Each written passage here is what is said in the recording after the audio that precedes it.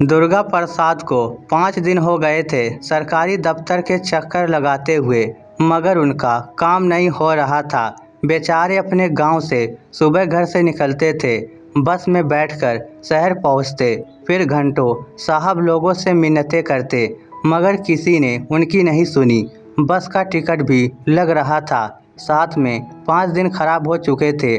आज वह साहब नहीं आए, कल आना, आज वो बाबू नहीं आया, परसों आना। इस तरह से 4 दिन गुजर चुके थे। दुर्गा प्रसाद दफ्तरों के चक्कर लगाकर थक चुके थे। आज 6वां दिन था। आज दुर्गा प्रसाद पूरी तरह से गुस्से में थे। घर से सोच कर आए थे कि आज काम नहीं हुआ तो हंगामा खड़ा कर दूंगा, बड़े साहब के दफ्तर में ज़बरदस्ती घुस जाऊंगा, फिर देखता हूँ मेरा काम कैसे नहीं होता। अभी दुर्गा प्रसाद ने दफ्तर की 4 दीवारी में प्रवेश किया था कि सामने एक जाना पहचाना सा चेहरा दिख गया। दुर्गा प्रसाद ने तुरंत उसे पहचान लिया। अरे ये तो जगदीश जी हैं। 2 साल हमारे गांव में रहे थे, जब उनकी ड्यूटी हमारे गांव में थी। 2 साल तक किराए के मकान में पड़ोसी बनकर रहे थे। चलकर इन्हीं की मदद लेता हूँ। दुर्गा प्रसाद दौड़ते हुए जगदीश जी के पास पहुँचे, फिर बोले, नमस्ते जगदीश जी, कैसे हो? पहचाना क्या? जगदीश जी ने चश्मा साफ किया, फिर गौर से दुर्गा प्रसाद को देखा और बोले, अरे दुर्गा प्रसाद जी, आप कैसे हैं भाई? बहुत सालों बाद भेंट हुई है। दुर्गा प्रसाद बोले, आप सुनाओ, आप कैसे हो? आजकल ड्यूटी कहाँ है? जगदीश जी ने दुर्गा प्रसाद के हाथ में दबी फाइल को देखा, फिर बोले, इसी दफ्तर में ड्यूटी है। क्यों, कोई काम था क्या? इतना सुनते ही दुर्गा प्रसाद के चेहरे पर मुस्कान आ गई। उन्होंने सोचा, आज तो काम हो जाएगा। जगदीश जी इतना तो करवा ही देंगे। दुर्गा प्रसाद में हाथ में पकड़ी फाइल जगदीश जी को पकड़ा दी, फिर दीन स्वर में बोले, 5 दिन से चक्कर लगा रहा हूँ, फिर भी काम नहीं हुआ। जगदीश जी कृपा करके करवा दीजिए ना, आपको दुआएं दूंगा। जगदीश जी हंसते हुए बोले, ऐसी बातें मत करो दुर्गा प्रसाद जी। अरे आप तो मेरे अपने हो, आपका काम नहीं करवाऊंगा तो किसका करवाऊंगा? मगर एक परेशानी है।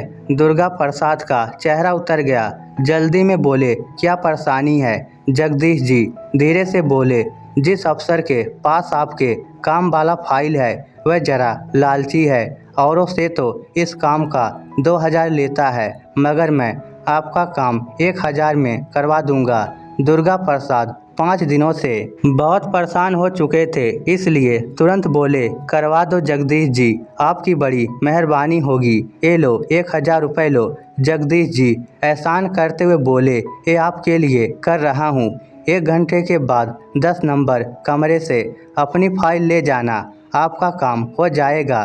दुर्गा प्रसाद ने कृतज्ञता भरी नज़रों से जगदीश जी को देखा, फिर जगदीश जी अंदर ऑफिस में चले गए। दुर्गा प्रसाद धूप से बचने के लिए एक नीम के पेड़ के नीचे खड़े हो गए, फिर पास वाले ठेले से 10 रुपए का समोसा लेकर खाने लगे। 1 घंटे बाद 10 नंबर कमरे में जाकर दुर्गा प्रसाद ने अपनी फाइल मांगी तो उन्हें तुरंत मिल गई। काम हो गया था। दुर्गा प्रसाद के दिमाग से एक बड़ा बोझ उतर गया। वह फाइल लेकर दफ्तर से बाहर आ गए। अभी घर जाने की सोच ही रहे थे कि उन्हें याद आया कि जाने से पहले जगदीश जी को धन्यवाद कर दूं, वरना बुरा मान जाएंगे। वह फिर से दफ्तर में चले गए, फिर हर कमरे में झांककर जगदीश जी को खोजने लगे। जब जगदीश जी नहीं मिले तो दुर्गा प्रसाद ने एक कर्मचारी से पूछा, जगदीश जी कहाँ मिलेंगे?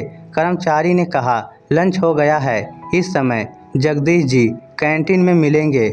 जब दुर्गा प्रसाद कैंटीन में पहुंचे, तब जगदीश जी अपने कर्मचारी के साथ टेबल पर बैठे खाना परोसने का इंतजार कर रहे थे। जगदीश जी और उसके साथ बैठे कर्मचारी का चेहरा दूसरी तरफ था। दुर्गा प्रसाद पीछे से कुछ बोलने ही वाले थे कि अचानक वह साथ बैठा कर्मचारी बोला, लाओ, उस गांव वाले से 1000 रुपये लिया था, उसमें से 500 रुपये मुझे दो। मैंने तुम्हें खिड़की से 500 के 2 नोट लेते हुए देख लिया था। जगदीश जी बोले, अगर दुर्गा प्रसाद सीधा आपके पास आता तब आप उसका काम 200 रुपये में कर देते। ये 1000 रुपये तो मैंने लिए हैं, इसलिए इन पर मेरा हक है। लो अपने 200 रुपये पकड़ो। साथ बैठा कर्मचारी 200 रुपये लेते हुए बोला, इतनी रिश्वत भी मत लिया करो, गरीब की हाय लग जाएगी। फिर वह दोनों ठहाके मारकर हंस पड़े। दुर्गा प्रसाद चुपचाप उल्टे पैरों से कैंटीन से बाहर आ गए। उनके दिमाग में खलबली सी मच गई थी। कुछ देर पहले जगदीश जी उन्हें तारनहार लग रहे थे, अब खलनायक लगने लगे थे। फिर दुर्गा प्रसाद के मुंह से बददुआएं निकलने लगी। क्यों ना निकलती, एक एक रुपया खून पसीने का कमाया हुआ था।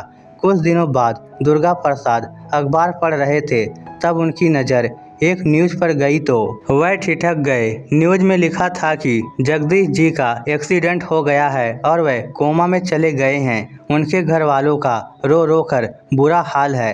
खबर पढ़कर अनायास ही दुर्गा प्रसाद की नज़रें ऊपर की तरफ उठ गई। वह बोले, मालिक तेरे घर में देर है मगर अंधेर नहीं है। तू सबका हिसाब सही समय पर करता है। इस स्टोरी को लेकर आपकी क्या राय है, नीचे कमेंट करके हमें ज़रूर बताइएगा। धन्यवाद।